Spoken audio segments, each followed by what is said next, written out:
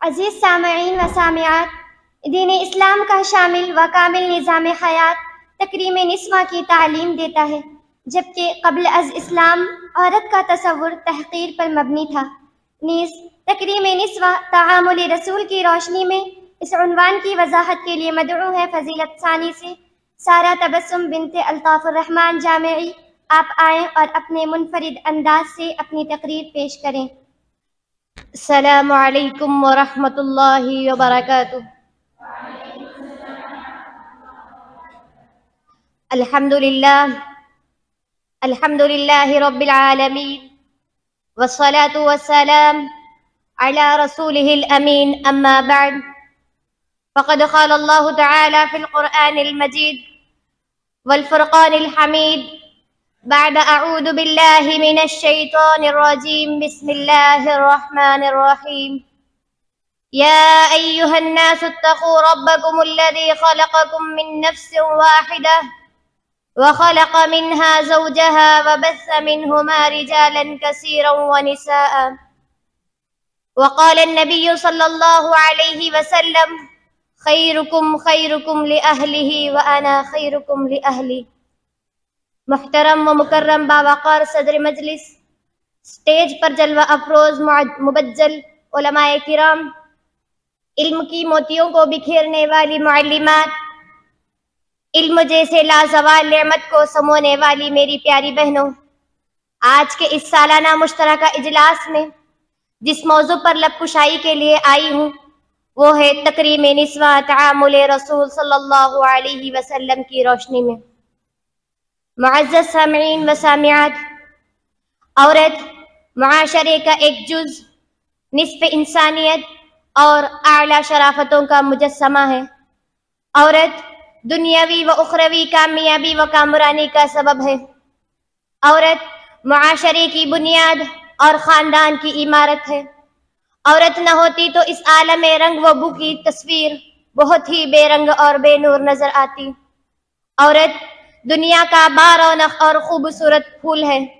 عورت اللہ رب العالمین کی طرف سے عطا کردہ ایک عظیم نعمت ہے، اور اس نعمت عظمیٰ کی پہچان رسول صلی اللہ علیہ وسلم نے کروائی،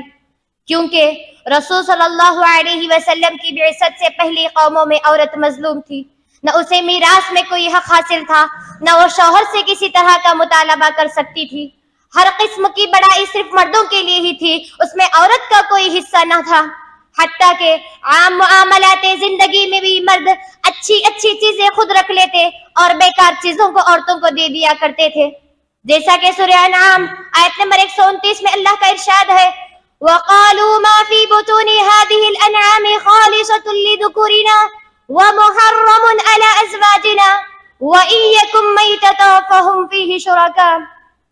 لیکن نبی کریم صلی اللہ علیہ وسلم نے عورتوں کی تکریم کرتے ہوئے مردوں کو حکم دیا کہ تم عورتوں کو وہی چیز کھلاؤ جو تم کھاتے ہو، اور عورتوں کو وہی پہناؤ جو تم پہنتے ہو۔ اسی طرح زمانے جاہلیت میں لڑکیوں کی ولادت کو باعث عار سمجھا جاتا تھا، ان کو زندہ دفن کر دیا جاتا تھا، لیکن جب اسلام آیا تو اسلام نے لڑکیوں کو زندہ رہنے کا پورا حق دیا اور ان کی ولادت کو باعث عار نہیں بلکہ باعث سعادت قرار دیتے ہوئے کہا من ابتلی من البنات بشیء فاحسن الیہن کن لہ سترا من النار۔ اسی طرح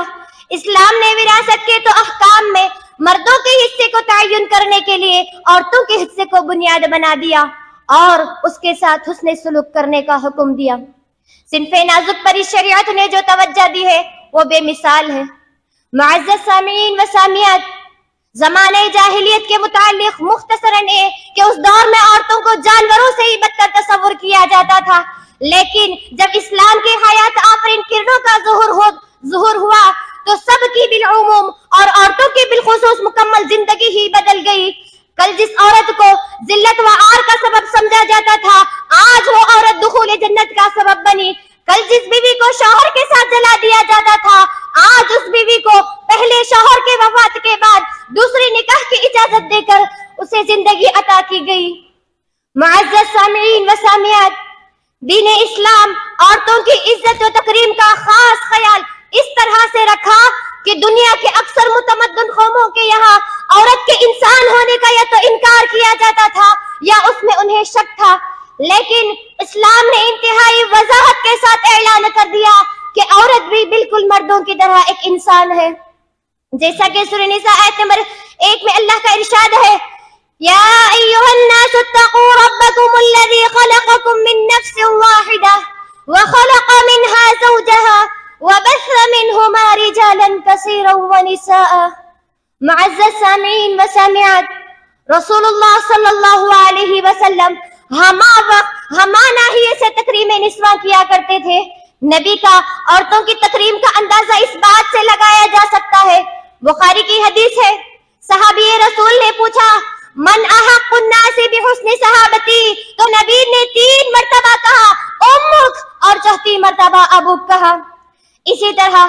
امت مسلمہ کو الجنت تحت اقدام الامہات کا مژدہ سنا کر عورتوں کے مقام و مرتبے کو سب سے اعلیٰ و ارفع بنا دیا۔ معزز سامعین و سامعات، اسی طرح رسول صلی اللہ علیہ وسلم بیٹیوں کی بھی تکریم کیا کرتے تھے۔ بعثت نبوی سے پہلے لڑکیوں کی ولادت کو باعث عار سمجھا جاتا تھا، اسی سمجھ سے مشرکین مکہ جب نبی کے صاحبزادے قاسم کا بچپن میں ہی انتقال ہو گیا اور نبی کی اولاد ذکور باقی نہ رہی تو نبی کو طعنہ دیا تھا کہ محمد تو ابتر ہو گیا ہے، اس کی تو جڑ ہی کٹ گئی ہے، کیونکہ نسل تو بیٹوں سے بڑھتا ہے۔ اس پر سورہ کوثر کی وعید آئی، ان شانئک هو الابتر۔ مشرکین کے اس طعنے کا جواب رسول صلی اللہ علیہ وسلم نے اپنی 4 بیٹیوں کے ساتھ نہایت محبت و شفقت کے ساتھ پرورش فرما کر دیا تھا، اور اسی طرح آپ صلی اللہ علیہ وسلم اپنی 4 بیٹیوں کی نہایت خلوص کے ساتھ تکریم کیا کرتے تھے۔ بالخصوص آپ کی جگر گوشہ فاطمہ سے محبت کا یہ عالم تھا کہ جب آپ رضی اللہ عنہ شادی کے بعد نبی کریم صلی اللہ علیہ وسلم کی خدمت میں حاضر ہوتی تو آپ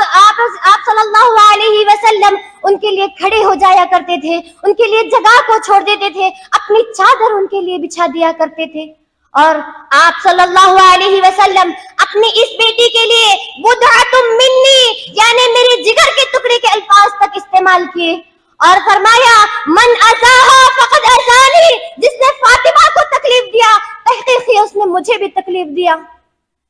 نبی کریم صلی اللہ علیہ وسلم بیٹیوں کے ساتھ شفقت، عزت، احترام کے معاملے پر عمل کر کے دکھلایا تھا۔ معزز سامعین و سامعات، رسول صلی اللہ علیہ وسلم عورتوں کی بھی تکریم کیا کرتے تھے۔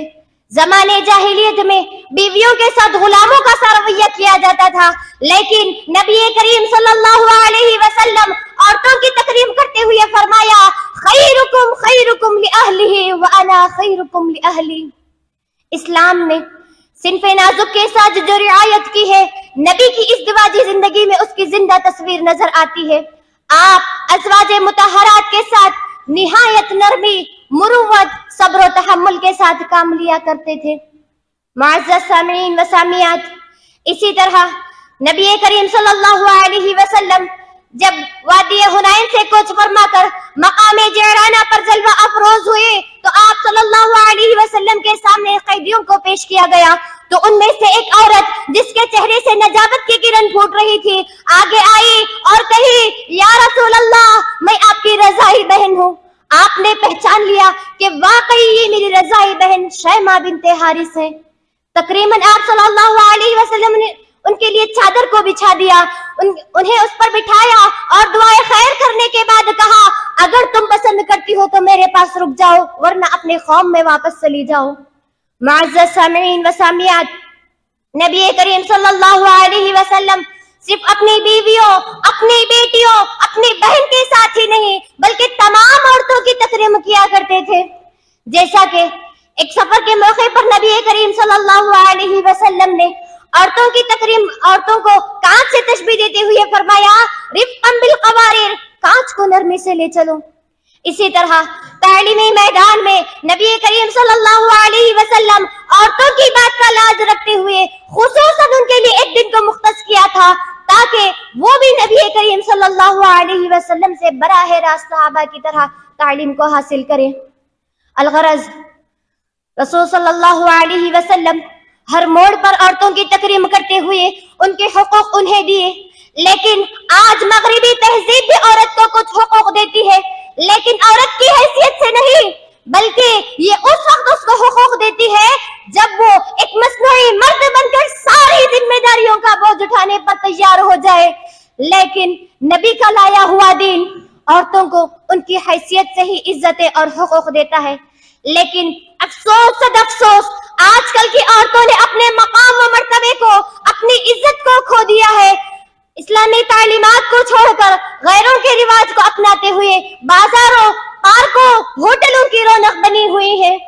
جبکہ اللہ تبارک و تعالیٰ نے عورتوں کو اپنی عزت کو برقرار رکھنے کے لیے گھروں کی زینت بننے کا حکم دیتے ہوئے فرمایا وَقَرْنَا فِي بُيُوتِكُنَّ وَلَا تَبَرَّجْنَا تَبَرُّجَ الْجَاهِلِيَّةِ الْأُولَىٰ۔ خلاصہ کلام، رسول صلی اللہ علیہ وسلم کا تکریم نسواں ہر عمل میں نظر آتا ہے، لہٰذا تمام کو چاہیے کہ وہ عورتوں کی تکریم کرتے ہوئے ان کے حقوق انہیں دے، اور خود عورتوں کو بھی چاہیے کہ بذریعہ اسلام پائے ہوئے مقام و مرتبے کو پہچانتے ہوئے اپنے احکامات شریعہ پر عمل پیرا ہونے کی کوشش کریں۔ بس آخر میں اللہ رب العالمین سے دعا گو ہوں کہ الہ العالمین اس معاشرے کے ہر فرد کو نبی کی اقتداء کرتے ہوئے عورتوں کی تکریم کی توفیق دے، آمین ثم آمین، وآخر دعوانا ان الحمد للہ رب العالمین، والسلام علیکم ورحمۃ اللہ وبرکاتہ۔